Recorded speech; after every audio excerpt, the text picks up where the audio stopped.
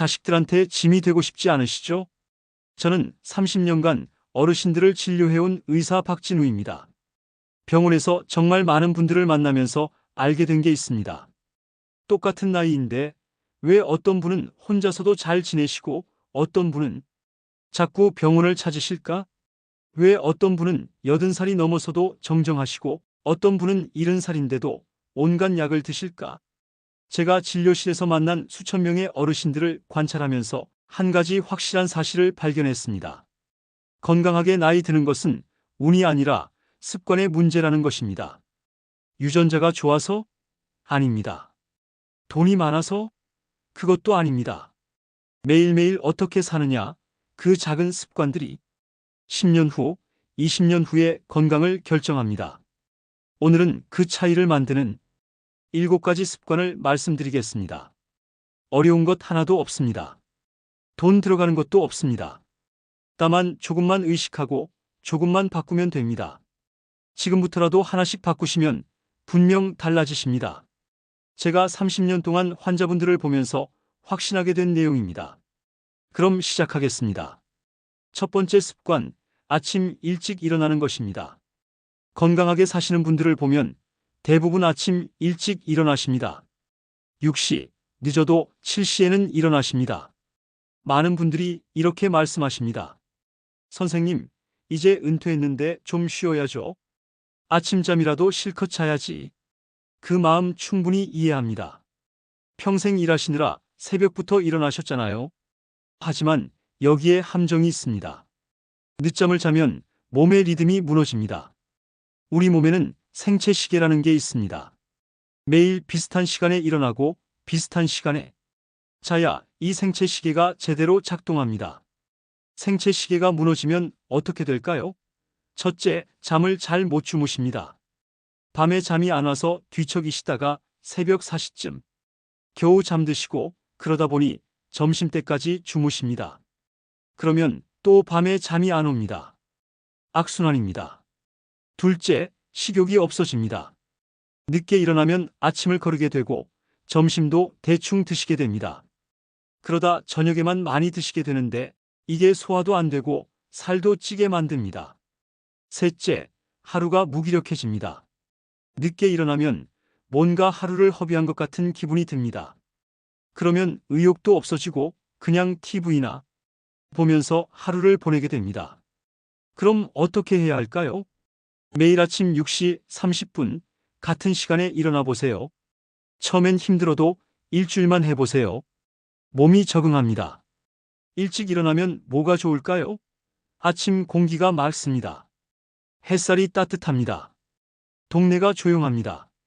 이 시간에 산책 한번 하시고 집에 와서 차 한 잔 마시면서 신문 읽으시는 겁니다.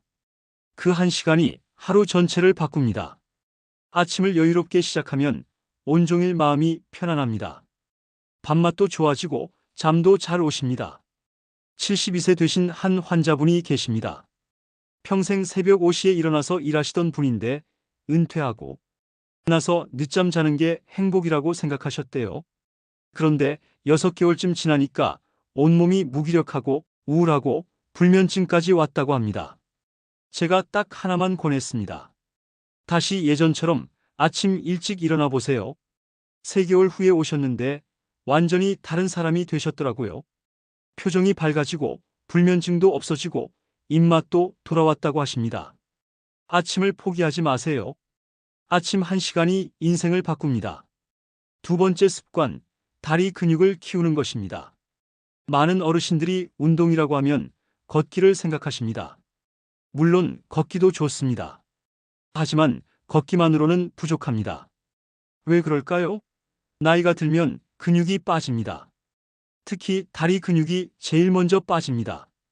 70대가 되면 30대 때보다 다리 근육이 30% 이상 줄어듭니다. 다리 근육이 빠지면 어떻게 될까요?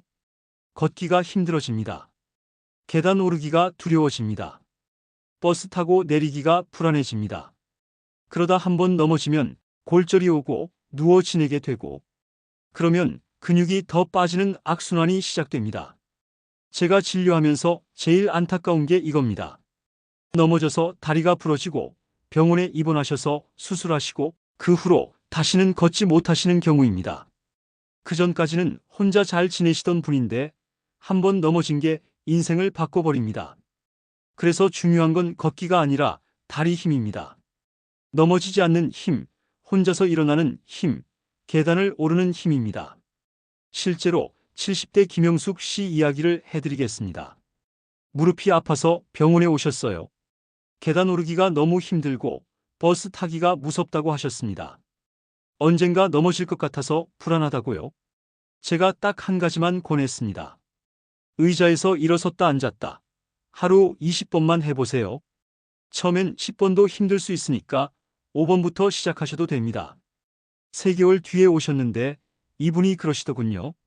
선생님, 버스 타는 게 이렇게 쉬운 거였어요? 계단도 혼자 올라갈 수 있어요. 무릎도 덜 아파요. 의자에서 천천히 일어나기. 이게 최고의 다리 운동입니다. 집에서 TV 보시다가도 할 수 있습니다. 아침에 일어나서 10번, 점심 먹고 10번, 저녁 먹고 10번. 하루 30번만 하셔도 3개월 후면 다리가 완전히 달라집니다. 한 발로 5초 서 있기도 좋습니다. 싱크대 잡고 한 발로 서 보세요. 처음엔 1초도 힘들 수 있습니다. 괜찮습니다. 매일 하다 보면 5초, 10초, 30초까지 갈 수 있습니다. 이게 바로 균형 감각을 키우는 운동입니다. 혼자 화장실 가고, 혼자 장 보고, 혼자 생활하는 힘. 그게 바로 다리 근육에서 나옵니다. 자식들한테 짐이 되지 않으려면 다리 근육을 지켜야 합니다. 오늘부터 시작하세요. 의자에서 10번만 일어나 보세요. 3번째 습관, 적게 먹는 것입니다. 요즘 병원에 오시는 분들, 배고파서 오시는 게 아닙니다. 너무 많이 드셔서 오세요. 당뇨, 고혈압, 고지혈증, 이런 병들은 대부분 과식에서 시작됩니다. 많은 어르신들이 이렇게 말씀하십니다. 젊었을 땐 못 먹어서 고생했는데 이제 좀 먹게 됐으니까 실컷 먹어야죠. 그 마음 충분히 이해합니다. 보리밥에 된장찌개로 평생을 사셨잖아요. 하지만 지금은 다릅니다. 젊었을 때는 온종일 일을 하셨으니까 많이 드셔도 다 소화가 됐습니다. 그런데 지금은 어떻습니까? 활동량이 줄었습니다. 앉아있는 시간이 많습니다. 그런데 예전만큼 드시면 몸이 감당을 못합니다.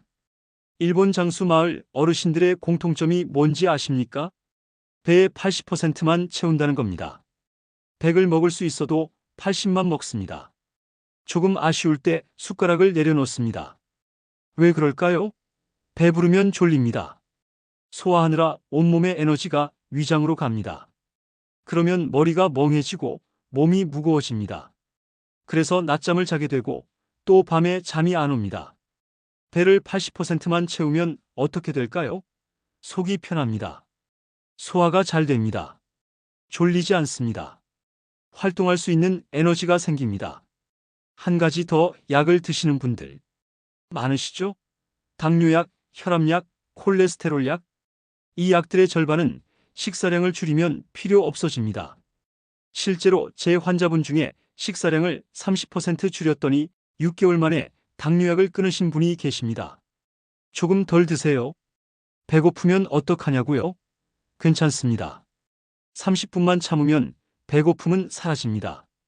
그리고 정말 배고프면 과일 하나 드시거나 견과류 몇 개 드시면 됩니다. 약 줄이는 것보다 식사량 줄이는 게 더 효과 있습니다. 오늘 저녁부터 시작해보세요. 평소보다 한 숟가락만 덜 드세요. 4번째 습관, 사람을 직접 만나는 것입니다. 요즘 어르신들도 스마트폰 많이 쓰시죠? 유튜브 보시고, 뉴스 보시고, 카톡 하시고. 좋습니다. 시대가 바뀌었으니 따라가셔야죠.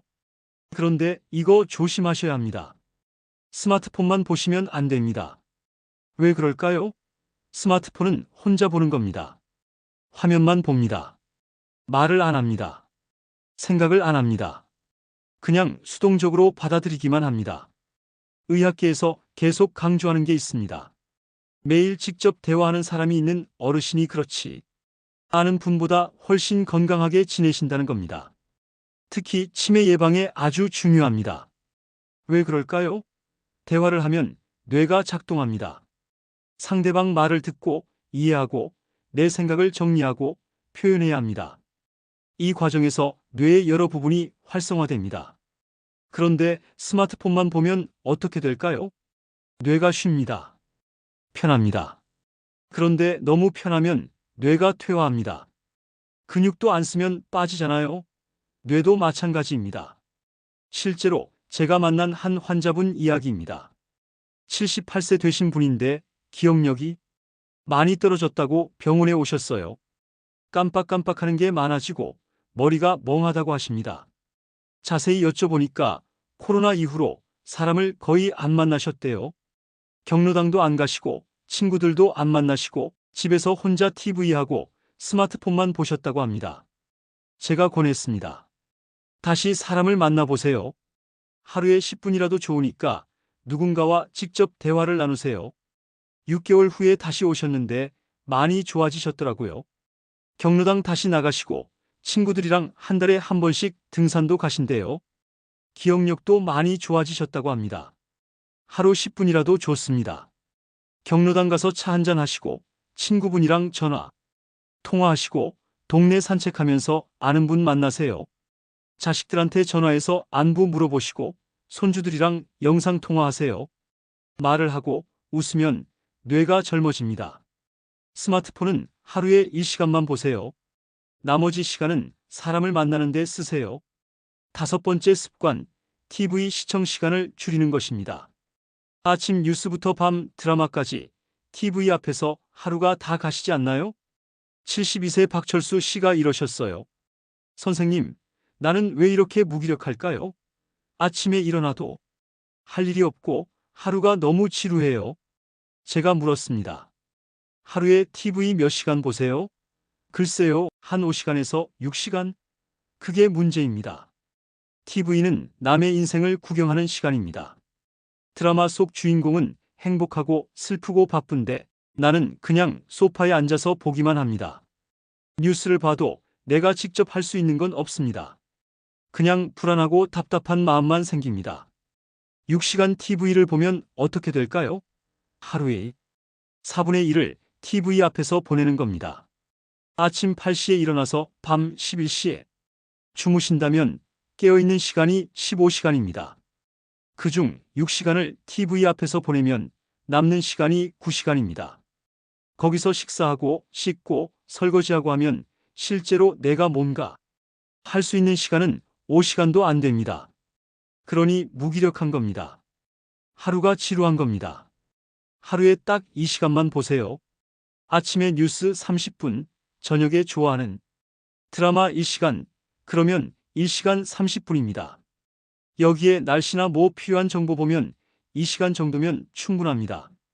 나머지 시간엔 뭐 하냐고요? 뭐라도 하세요. 옛날 사진 정리하기, 손주 뜨개질, 동네 산책, 책 읽기, 일기 쓰기, 친구한테 전화하기, 경로당 가기, 자원봉사하기. 내가 주인공인 시간이 필요합니다. TV 속 주인공이 아니라 내 인생의 주인공으로 사는 시간 말입니다. 오늘부터 TV 시간을 체크해 보세요. 얼마나 보시는지. 그리고 하루에 1시간씩만 줄여보세요. 그 1시간으로 뭔가 해보세요. 한 달만 해보시면 인생이 달라집니다. 6번째 습관, 배우는 자세입니다. 내가 젊었을 때는 말이야. 이 말 자주 하시나요? 옛날에는 내가 이랬어. 내가 저랬어. 물론 그 이야기들 다 소중합니다. 평생을 열심히 사신 이야기들이잖아요. 자랑스러워 하셔야 합니다. 그런데 문제는 그 이야기만 계속하시면 사람들이 피곤해합니다. 자식들도 친구들도 처음엔 잘 듣습니다. 그런데 같은 이야기를 10번, 20번 들으면 어떻게 될까요? 전화도 잘 안 받게 되고 만나자고 해도 핑계를 대게 됩니다. 왜 그럴까요? 자존심 때문입니다. 나는 이런 사람이었어. 나는 이만큼 했어. 이걸 인정받고 싶은 마음이 큽니다. 그런데 아쉽게도 세상은 이미 바뀌었습니다. 지금 젊은 사람들은 그때 이야기에 관심이 없습니다. 그럼 어떻게 해야 할까요? 과거가 아니라 현재를 사세요. 옛날 이야기가 아니라 요즘 이야기를 하세요. 그러려면 배워야 합니다. 75세 스마트폰 배우신 분이 계십니다. 자식이 사드렸는데 너무 복잡해서 서랍에 넣어두셨대요. 내가 왜 이걸 배워야 하나? 전화기는 전화만 하면 되지. 그런데 손주가 군대를 갔대요. 편지를 쓰려고 하는데 요즘은 카톡으로 한다는 겁니다.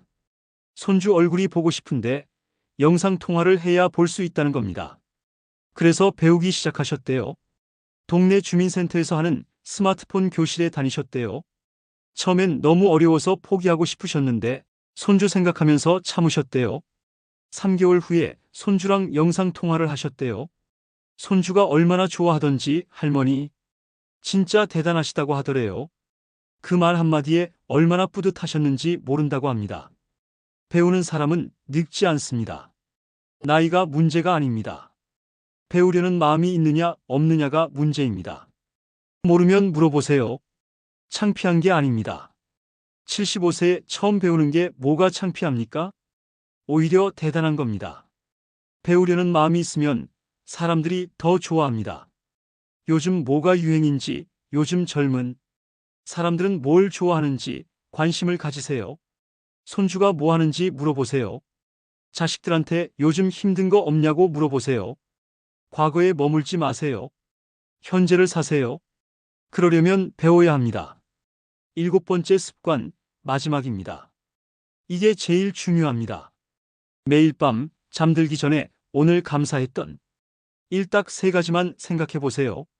아침에 눈 떴을 때, 햇살, 아들이 전화했을 때, 그 목소리, 저녁밥이 맛있었던 것, 길에서 만난 친구의 웃는 얼굴, 손주가 보내준 사진 한 장. 너무 작은 거 아니냐고요? 아닙니다. 바로 이 작은 것들이 행복입니다. 나이가 들면 자꾸 불평이 늘어납니다. 무릎이 아프다, 허리가 아프다, 돈이 없다, 자식들이 안 보러 온다, 친구들이 다 죽어간다. 맞습니다. 다 사실입니다. 그런데 그것만 생각하면 어떻게 될까요? 우울해집니다. 불안해집니다. 잠도 안 옵니다. 실제로 많은 연구에서 감사하는 마음을 가진 어르신들이 우울감도 적고 잠도 더 잘 주무신다는 결과가 나왔습니다. 약을 먹는 것보다 효과가 더 좋다고 합니다. 왜 그럴까요? 감사하는 마음은 우리 뇌를 바꿉니다. 부정적인 생각에서 긍정적인 생각으로 바뀝니다. 없는 것을 세는 게 아니라 있는 것을 세게 됩니다. 한 환자분이 계십니다. 불면증이 너무 심해서 수면제를 먹어도 잠을 못 주무신다고 오셨어요. 자세히 들어보니 밤마다 걱정이 너무 많으시대요. 돈 걱정, 건강 걱정, 자식 걱정. 제가 딱 하나만 권했습니다. 잠들기 전에 오늘 감사한 일 3가지만 생각해 보세요. 노트에 쓰셔도 되고 그냥 마음속으로 세어보셔도 됩니다. 처음엔 잘 안 되셨대요. 감사할 게 뭐가 있냐고 하시더라고요. 그래도 억지로라도 세어보라고 했습니다. 한 달 후에 오셨는데 조금씩 달라지기 시작했다고 합니다. 처음엔 억지로 세웠는데 나중엔 자연스럽게 하루를 돌아보게 되었고 사소한 것에서 행복을 찾게 되셨답니다. 그러자 놀라운 일이 일어났습니다. 밤에 잠이 들기 전에 걱정 대신 오늘도 내가 이만큼 행복했구나라는 생각으로 바뀌더랍니다. 마음이 편안해지니 수면제 없이도 스르륵 잠이 오기 시작했다는 겁니다. 이분은 지금도 매일 밤 감사를 세면서 평안하게 주무십니다. 감사는 마음의 근육입니다. 이 근육을 키우면 불안과 우울을 이길 수 있는 가장 강력한 면역력을 갖게 됩니다. 오늘부터 잠들기 전 딱 3가지 감사한 일을 세어보세요. 그게 바로 내 마음을 젊게 지키는 비밀입니다. 자, 오늘 제가 말씀드린 7가지 습관을 다시 한번 정리해 보겠습니다. 아침 일찍 일어나세요. 하루의 리듬을 되찾고 활력을 얻습니다. 걷기만 하지 마시고 다리 힘을 키우세요. 넘어지지 않고 혼자 살아갈 힘을 지킵니다. 배부르게 드시지 마세요. 80%만 채워 속을 편안하게 해주고 약을 줄입니다. 스마트폰 내려놓고 사람을 만나세요. 대화를 통해 뇌를 활성화하고 치매를 예방합니다. TV 좀 끄세요. 남의 인생이 아닌 내 인생의 주인공으로 사는 시간을 확보하세요. 옛날 이야기 그만하시고 새로운 걸 배우세요. 배우는 자세가 있으면 늙지 않습니다. 잠들기 전 감사한 일 3가지만 떠올리세요. 마음의 젊음을 지키는 가장 강력한 백신입니다. 어떻게 보면 너무나 당연하고 평범한 이야기들입니다. 하지만 이 평범한 것을 매일 꾸준히 하느냐 안 하느냐가 10년, 20년 후에 건강과 행복을 완전히 갈라놓습니다. 자식들에게 짐이 되지 않고 당당하고 건강하게 여생을 보내는 비결은 비싼 영양제나 명의가 아니라 바로 이 작은 습관들에 있습니다. 이 습관들은 돈도 들지 않고 지금 당장 시작할 수 있습니다. 오늘부터 딱 하나만 골라서 시작해 보세요. 내일 아침 30분 일찍 일어나기, 아니면 저녁에 밥 한 숟가락 덜 먹기. 그 작은 한 걸음이 당신의 인생 후반을 완전히 바꿔놓을 겁니다. 당신은 그럴 힘이 있습니다. 저는 박진우였습니다. 늘 건강하십시오.